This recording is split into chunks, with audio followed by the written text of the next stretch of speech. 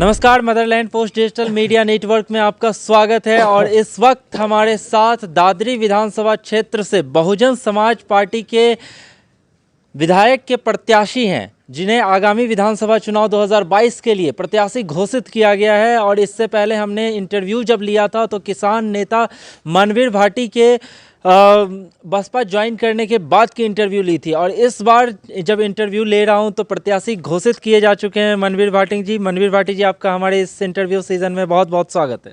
जी, आपको भी और आपकी पूरी टीम को भी बहुत बहुत स्वागत है। बहुत बहुत धन्यवाद, आपने जो है हमारे किसानों की, नौजवानों के यहाँ के क्षेत्र की आवाज़ उठाया और माननीय बहन जी ने उस भावना को समझते हुए हमें, मुझे नहीं बल्कि हमारे यहाँ के किसान, नौजवान और सभी लोगों को एक तरह से प्रत्याशी के तौर पर उतारा है। चलिए, आपको बधाई हो, चूँकि आपको टिकट मिल गया है। अब तो आप विधायकी का चुनाव भी लड़ेंगे और शुभकामनाएं हैं कि आपकी जो राजनीतिक करियर है वो सफल हो। दूसरी बात ये कि आपने पिछले वाली इंटरव्यू में हमसे कहा था और कहना आपका ये था कि आपसे प्रश्न पूछे जाते हैं प्रशासन के द्वारा, शासन के द्वारा, कि हु आर यू। क्या जवाब मिल गया? देखिए, अभी जो आपने कहा कि चलते चलते बातें राजनीतिक कैरियर के लिए, देखिए मैं आपको पहले ही बता चुका और ये मैं कहना चाहता हूँ कि राजनीति में अपना कैरियर बनाने के लिए लोगों को नहीं जाना चाहिए। राजनीति शुद्ध रूप से तपस्या है, राजनीतिक रूप से सेवा है। लोगों ने, नेताओं ने इसको अपना कैरियर बनाने के लिए राजनीति का इस्तेमाल किया, जबकि गलत है। तो हम अपना कैरियर बनाने के लिए नहीं, हमारी जो पीड़ा है यहाँ के लोगों की, किसानों की, नौजवानों की, बायर्स की, उनकी बात सुनी जाए, उनकी बात हल हो, उनके बुनियादी जो बुनियाद सवाल हैं उनके जवाब मिल सके, उनके हल हो सके, इस बात के लिए राजनीति में आए, ना कि अपना कैरियर बनाने के लिए। और अभी आपने कहा कि आपको जवाब मिला।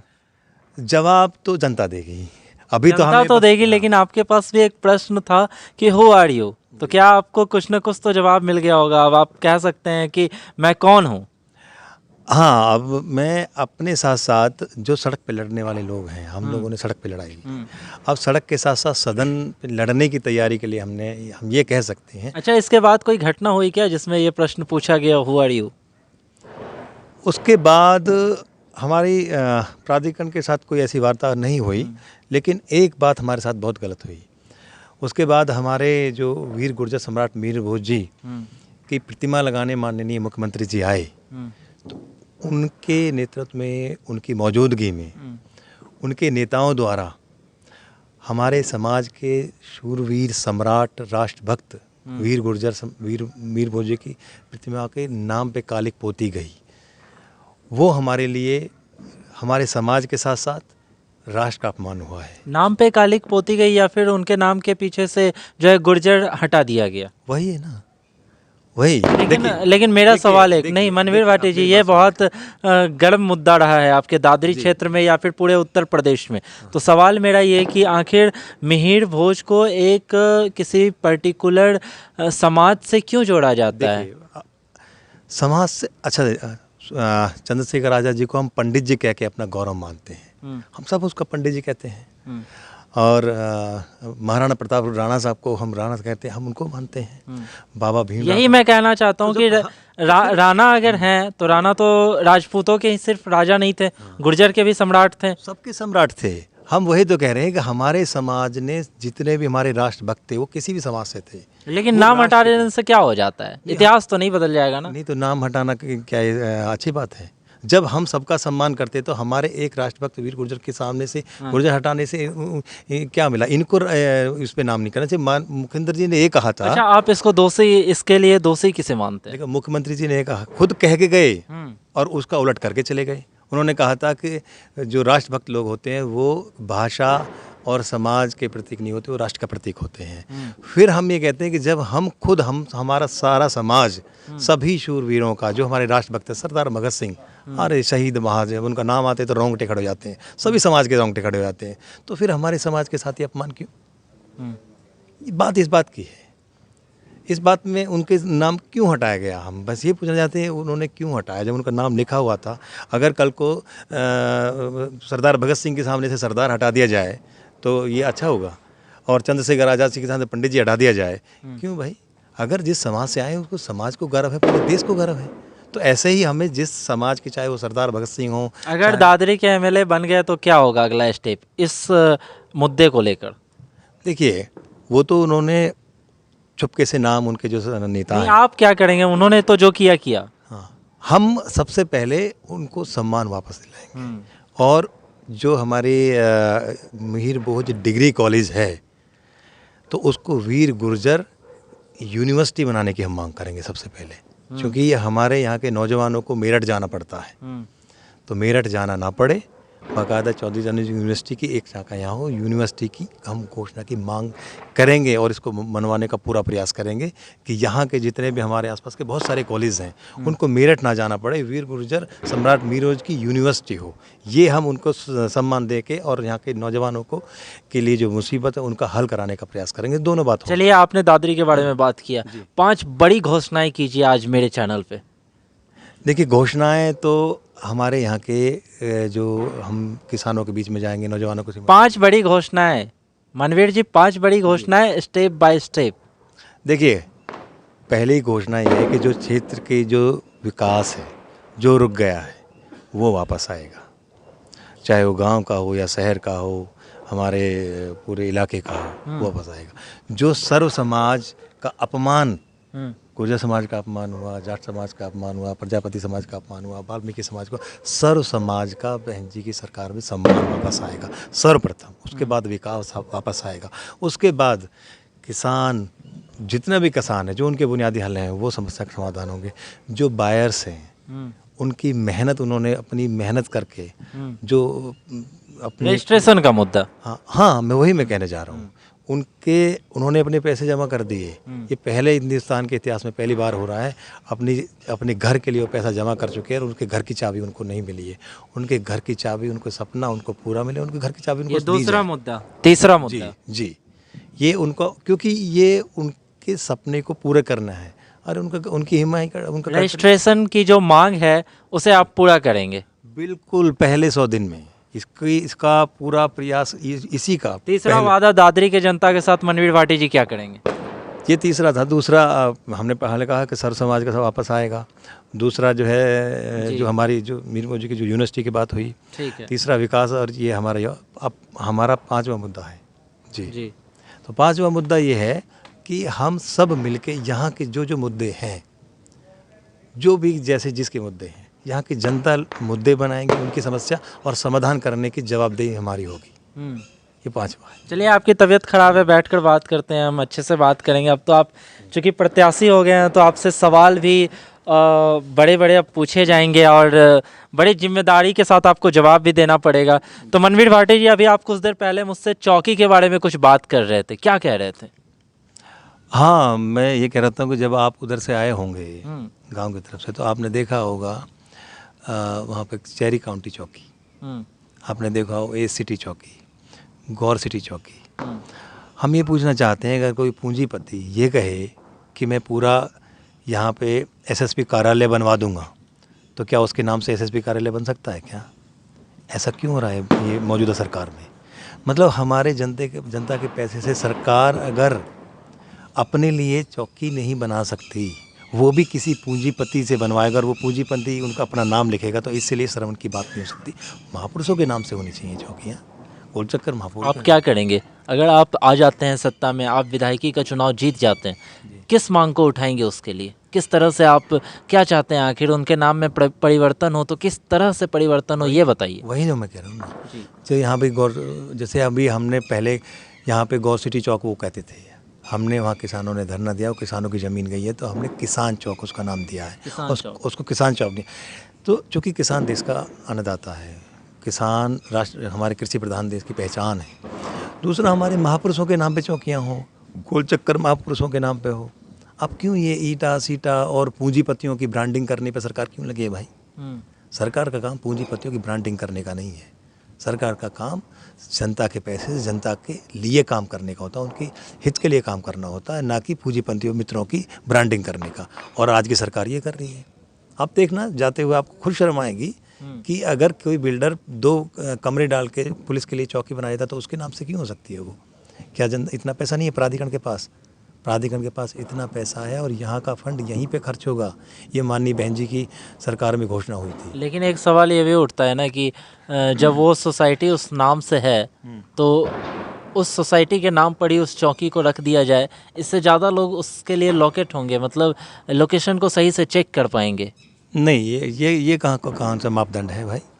उसके बगल में तो जैसे अब ACT है तो उसके बगल में दूसरी सोसाइटी है, उसके बगल में सेक्टर भी है, उसके बगल में बालक इंटर कॉलेज भी है, उसके चारों तरफ बहुत सारी चीज़ें हैं। पूंजीपति कोई कुछ ना, और ये वजह नहीं है। विरोध पूंजीपति से है आपका?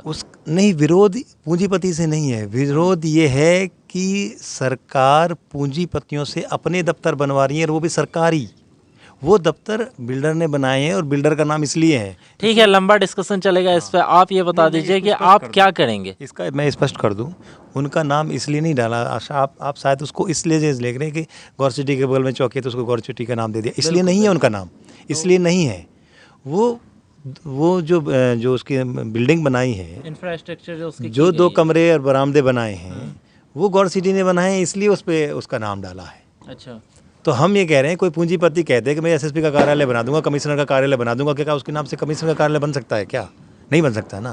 तो जो कमिश्नर का कार्यालय किसी पूंजीपति के नाम से नहीं बन सकता, तो चौकी भी नहीं बननी चाहिए। वो इसलिए है क्योंकि वो उनने बनाई है। क्या सरकार हमारी इतना भी फंड नहीं है प्राधिकरण सरकार के पास का अपने लिए अपना दफ्तर बना सके? जनता का वो दफ्तर होना चाहिए, किसी पूंजीपति का दफ्तर। इसलिए उसकी नुकसान ये है कि कल को ACT या क्रॉसिंग सिटी या हमारे गौर सिटी के बिल्डर से बार्स को परेशान। मानवीर जी, आप क्या करेंगे? सरकार ने तो जो किया, लंबा डिस्कशन चलेगा। मानवीर जी, आप बता दीजिए आप क्या करेंगे। हम तो महापुरुषों के नाम पे रखवाएंगे इनके सबसे पहले। बिल्कुल। अब अगर गौर सिटी में रहने वाले किसी बायर्स को गौर सिटी के मालिक से परेशानी है तो उसके बगल में चौकी में जाएगा ना, और चौकी पे नाम देखेंगे गौर सिटी, तो उसकी हिम्मत पड़ेगी उस चौकी में अपने जिसने चौकी बनाई हो उसकी शिकायत करने की नहीं पड़ेगी ना। तो उसको ख़त्म कराएंगे, और बायर्स की रजिस्ट्री उनके घर उनके नाम पे हो और चाबी उनके जेब में हो। उनका सपना पूरा होना चाहिए जो उन्होंने 2010 में देखा था, 2009 से 10 साल हो गए। आदमी पैसा देता है, तुरंत उसको चीज़ मिलती है। अब तक आपने कौन कौन से आवाज़ उठाए आखिर उन रजिस्ट्रेशन ना हुए घर वालों के लिए? हमने कई बार उनका समर्थन किया है, कई बार ये हमने चिट्ठी लिखी है, और इसलिए भी लिखी है कि आपको पैसा, वो कहते हैं पैसे में हमारे पास पैसे नहीं है। अथॉरिटी कहती है, हम जब विकास की बात करते हैं कि गांव में 10 साल पहले जो CC हुई थी उसके बाद नहीं हुई, तो वो कहते हैं कि हमारे पास पैसे नहीं हैं। तो मैंने कहा आप रजिस्ट्री कराओ ना, रजिस्ट्री से पैसा आएगा। और वैसे भी जब आपके पास अपना दफ्तर बनाने के लिए 1000 करोड़ है, आप देखेंगे अथॉरिटी का दफ्तर 4 घंटे बैठते हैं, 1000 करोड़ का दफ्तर है। पहले वाले दफ्तर से भी काम चल रहा था, तो हमने उनसे यही कहा, जब आपके पास अपना दफ्तर 4 घंटे के बैठने के लिए 1000 करोड़ रुपए खर्च कर सकते हो, तो बायर्स के लिए क्यों नहीं कर सकते? उनको घर वापस देने के लिए मानवीर जी, जो दादरी की जनता है, जो फ्लैट बायर्स हैं, उनका सवाल है कि मानवीर भाटी को वो क्यों चुने, क्या करेंगे उनके लिए? देखिए, ये सवाल में अपना आप जवाब है, क्योंकि उनसे भी पूछा जाता है जब वो आवाज़ उठाते हैं, तो उनसे भी पूछा जाता है हु आर यू। तो जनता का राज हो इसलिए चुने, जनता की बात सुने, और जनता मालिक और नेता और अधिकारी सेवक के लिए काम करें इसलिए चुने। बाबा साहब ने तो आप वादा करते हैं फ्लैट बायर्स से कि आप आने के बाद आखिर रजिस्ट्रेशन का काम पूरा करेंगे इनका? वादा नहीं, बुरा इरादा है। वादा तो नेता करते हैं, हम वादा करने के लिए नहीं, हमारी पीड़ा है। हमने कहा कि ये विधायक बनने की लड़ाई नहीं है, ये लड़ाई इस बात के लिए है कि बायर्स का घर का सपना पूरा हो, उनके घर उनके नाम पे हो, किसानों की ज़मीन के टुकड़ा उनको जो मिलना है उनको नाम पे हो, उनको कीमत है उनको मिले, जो बेरोजगार नौजवान हैं। चलिए मनवीर भाटी जी, मुझे ये बताइए कि इतनी बड़ी पार्टी BJP चुनौती आखिर कैसे स्वीकार किया? किसने बनाई इतनी बड़ी पार्टी? आसमान से टपके क्या? आसमान से आसमान पब्लिक ने बनाई ना। और मैं पब्लिक के, देखिए चुनौती तो है, ये पब्लिक कहने से नहीं हो जाएगा, बड़ी पार्टी है, चुनौती है। आपका क्या रणनीति है इसके लिए? देखिए, बड़ी चुनौती है। दादरी के नौजवान हल्की चुनौती स्वीकार भी नहीं करते हैं। अच्छा। हाँ, उनको हल्की लड़ाई लड़ने में आनंद भी नहीं आता। ये दादरी की क्रांतिकारी धरती है, यहाँ के नौजवान हमसे भी कहते हैं भाई तगड़ा वो आएगा। लेकिन इससे पहले उन्हीं नौजवानों ने BJP को सत्ता पर बिठाया है, आपके दादरी से भी। हाँ, तो उन नौजवानों को क्या हुआ? आज उन नौजवानों के साथ उनको अपमान किया जाता है। उन्हीं की दादा लाई ज़मीन पर, उन्हीं की पुश्तैनी ज़मीन पर लगी हुई फैक्ट्री में जब वो अपने लिए रोज़गार मांगने जाते हैं तो उसको लोकल कह के उसका अपमान करके उसको बाहर कर दिया जाता है। उसका हक उसको मिले, उसका सम्मान उसको मिले, इस बात के लिए उनको चुना था ना। लेकिन 200 किलोमीटर दूर आप देखें ग्रेटर नोएडा में जो फैक्ट्री लगी हुई है, बोर्ड लगा हुआ है 200 किलोमीटर दूर के लोग लिए जाएंगे, ज़मीन हमारी फैक्ट्री में लगेंगी। मनवीर भाटी जी, समस्याएं अथाह हैं, समाधान करेंगे उसका आप, मैं मान लेता हूं, लेकिन मुझे ये बात बताइए कि आपकी ऐसी क्या चुनावी रणनीति रहेगी जिसके तहत आप इतनी बड़ी पार्टी को टक्कर दे पाएंगे? देखिए, ये सरकार बनाम जनता का चुनाव है और जब जनता चुनाव लड़ती है तो वो रणनीति अपना बना लेती है। तो ये नहीं, देखिए आप तो घर में बैठे आपको वोट मिल जाएगी ऐसा तो होगा नहीं, कुछ ना कुछ रणनीति तो आपने बनाया होगा। बिल्कुल बनाया है, रणनीति क्यों नहीं बनाएंगे।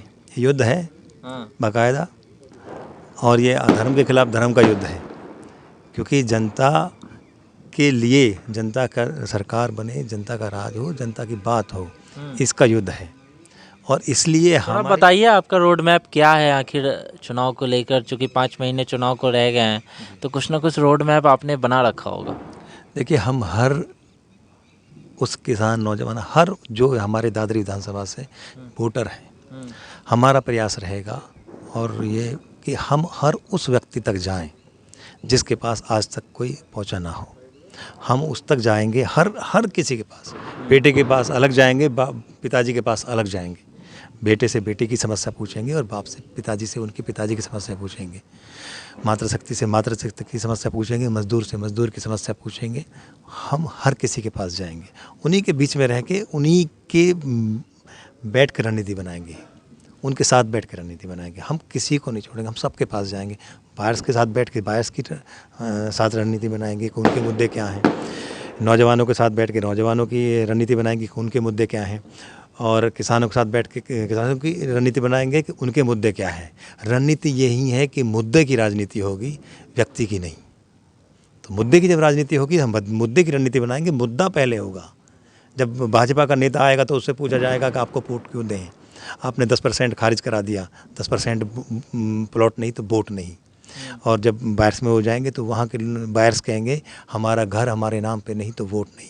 ये मुद्दा रहेगा, ये रणनीति रहेगी। जब युवा के पास जब मीटिंग करने भाजपा के नेता जाएंगे तो युवा कहेगा कि हमारा अपमान हुआ है, और जब समाज में जाएंगे तो समाज के लोग ये कहेंगे कि हमारा अपमान हुआ है, हमारा सम्मान वापस नहीं तो वोट नहीं। हमें सम्मान वापस करिए, हमारा हक, हमें रोज़गार दीजिए, हमें वोट करिए। ये रणनीति रहेगी। जब नौजवानों के पास जाएंगे तो उनसे कहेंगे कि हमारा यहाँ अपमान हुआ है, जब हमारी फैक्ट्री, हमारी ज़मीन पे लगी फैक्ट्री में हमें रोज़गार नहीं तो हमें यहाँ पे वोट क्यों दे। ये रणनीति रहेगी, मुद्दे की रणनीति रहेगी। हमारे पास मुद्दे की रणनीति है, हम आंदोलन करने वाले लोग हैं, सड़क पर लड़ने वाले लोग हैं साहब, वही बात करेंगे, यही हमारी रणनीति है। ये चाहेंगे, ये बीजेपी वाले कहेंगे हम भटकाने की कोशिश करेंगे नौजवानों को कि देखो वो हिंदू की बात करेंगे, हिंदू मुस्लिम में कोशिश करने की बात करेंगे, राष्ट्रवाद की बात करेंगे, तो वहाँ का नौजवान ये सवाल करेगा कि यहाँ के नौजवानों को रोज़गार देना भी राष्ट्रभक्ति है, किसान की बात सुनना, उसका सम्मान करना भी राष्ट्रभक्ति है। जो मज़दूर अपना घर उसका अपना घर बनता है, दूसरे का घर बनाते हैं, उनकी बात करना राष्ट्रभक्ति है।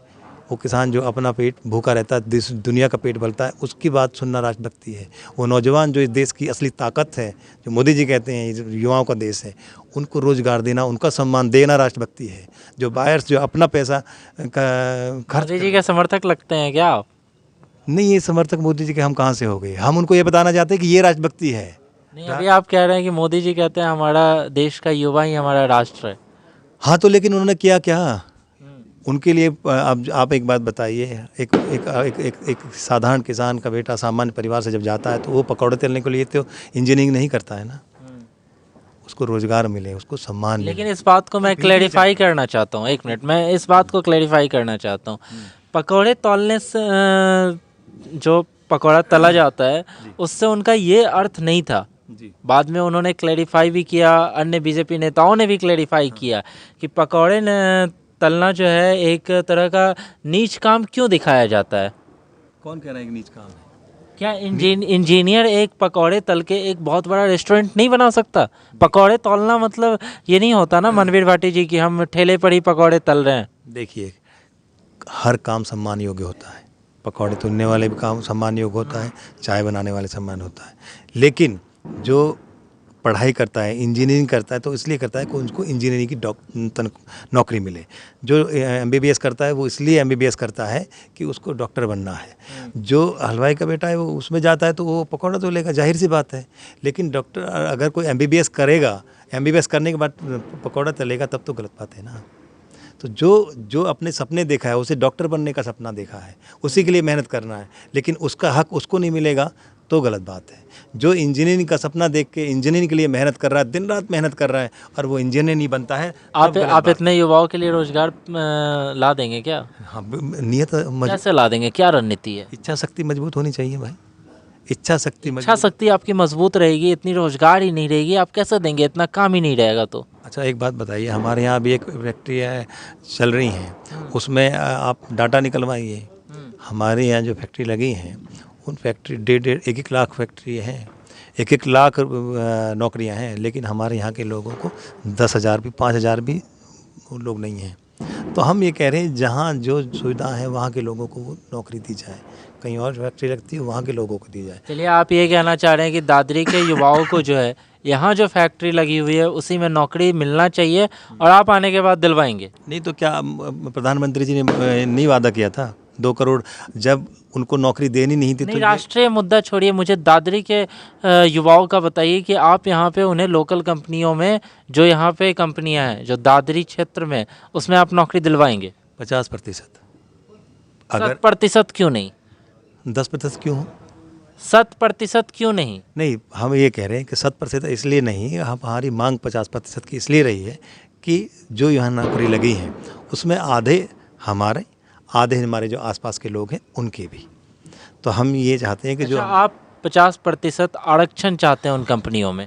50% आरक्षण जिनकी किसानों की ज़मीन गई है, किसानों के जो यहाँ के क्षेत्र के नौजवान हैं उनको 50% की भागीदारी उनकी होनी चाहिए और 50% हमारे दूर दराज के भी होनी चाहिए, सबको नौकरी मिलनी चाहिए। आधा हिस्सा हमारी, आधे हिस्से उनकी, ये हम चाहते हैं। 1 लाख अगर नौकरियां हैं तो 50,000 हमारे दादरी के नौजवानों को मिलने चाहिए, 50,000 बाहर के। एक अंतिम क्वेश्चन मनवीर भाटी जी की, कितने उत्साहित हैं और कितना विश्वास है कि जनता आप ही को चुनेगी? देखिए, चूँकि ये हमने कहा कि विधायक बनने की लड़ाई नहीं है, और ये जो एक साधारण किसान के बेटे को सड़क पर लड़ने वाले को टिकट नहीं मिला है, एक तरह से ये एक आंदोलन को टिकट मिला है। उस नौजवान को मिला है जो अपने लिए रोज़गार की आवाज़ उठाता है, उस किसान के लिए मिला है जो अपने अधिकार के लिए आवाज़ उठाता है, उस बायर्स को मिला है जो अपने घर के सपने के लिए वो मिलाता है। व्यक्ति हार सकता है लेकिन संघर्ष नहीं हार सकता, इसलिए भरोसा है व्यक्ति भले ही हार जाए लेकिन आंदोलन और संघर्ष को ये टिकट मिला है, और मेरा पूरा भरोसा हो रहा है सच्चाई से ही किया हुआ संघर्ष परेशान तो हो सकता है लेकिन पराजित नहीं हो सकता, वो जीतेगा। चलिए मनवीर भाटी जी, आपका बहुत बहुत धन्यवाद, क्योंकि इतने तबीयत ख़राब होने के बाद भी और बिजी शेड्यूल के बाद भी आपने मुझे टाइम दिया, वक्त दिया Motherland post digital media network को, तो आपका बहुत बहुत शुक्रिया इसके लिए। मैं आखिर में सभी को दीपावली की बहुत बहुत शुभकामनाएं देना चाहता हूं, आप दर्शकों को देना चाहता हूं, क्षेत्र और प्रदेशवासियों को सभी को दीपावली की बहुत बहुत शुभकामनाएं। सब अपना ख्याल रखें, सभी परिवार में सभी से यही कामना करता हूं, सभी से यही ईश्वर से कामना करता हूं कि सब स्वस्थ रहें और खुश रहें। यही आज भी मेरे आने से पहले आप कार्य क्षेत्र में ही घूम रहे थे। काम ये है, हम बस यही है कि समस्याएं उनके बीच में जाने की कोशिश कर रहे हैं जहाँ जहाँ अब तक हम नहीं पहुँचे हैं। देखिए, हमने एक 100 गाँव में आंदोलन किया है, यहाँ बायर्स की पता है, कुछ ऐसे गांव हैं जिनमें हमने अभी तक नहीं पहुँचे हैं, उनकी समस्या को हमें ज़्यादा मालूम भी नहीं है से हैं, इसमें मुझे कहने में कोई गुरेज नहीं है। मैं उनमें गया हूँ, उनकी समस्या को जानने की कोशिश की है कि वहाँ की क्या समस्या है, और हमने यही कोशिश किया है कि हम मुद्दे आधारित राजनीति करेंगे, आंदोलन बनाएंगे, इसको राजनीति के मैदान में इसको आंदोलन की तरह लेंगे। परंपरागत राजनीति करने के लिए नहीं, राजनीति को बदलने के लिए मैदान में उतरे। चलिए ठीक है मनवीर भाटी जी, आपका बहुत बहुत धन्यवाद। तबीयत खराब के बाद भी मनवीर भाटी जी हमारे साथ बने रहे और कार्य क्षेत्र में लगे हुए थे। उसके बाद मैंने थोड़ा देर इंतज़ार भी किया, आए, मुझे थके हुए थे लेकिन फिर भी इंटरव्यू दिया। अभी भी आप देख सकते हैं इनकी तबीयत ख़राब है लेकिन जनता के बीच ये घूम रहे हैं। काबिल तारीफ़ है, ऐसे नेता कम मिलते हैं।